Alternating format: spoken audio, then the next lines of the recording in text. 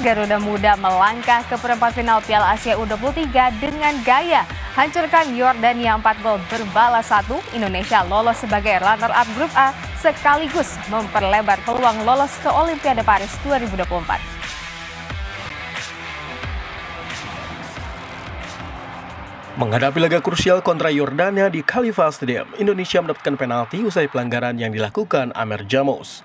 Marcelino Ferdinand yang maju sebagai Agojo membawa Garuda Muda unggul 1-0 di menit 21. Armada Sinteyong kembali menggandakan skor di menit 40. Melalui sebuah kerjasama apik, Witan Sulaiman membuat Indonesia menjauh 2-0 hingga jeda.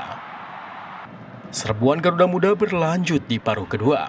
Hasilnya Marcelino Ferdinand mencetak brace pada laga ini usai memanfaatkan umpan kiriman Witan Sulaiman. Yordania sempat membuka asa 9 menit kemudian. Gol bunuh diri Justin Hubner menipiskan jarak bagi pasukan The Chivalrous menjadi 1-3. Di penghujung laga atau tepatnya di menit 86, lemparan Pratama Arhan kembali menjadi senjata mematikan. Lemparan ke dalamnya mampu dikonversi menjadi gol oleh Komang Teguh. Menang 4-1 untuk pertama kalinya dalam sejarah Indonesia melangkah ke perempat final Piala Asia U23 sebagai runner-up grup A menemani Qatar sang juara grup.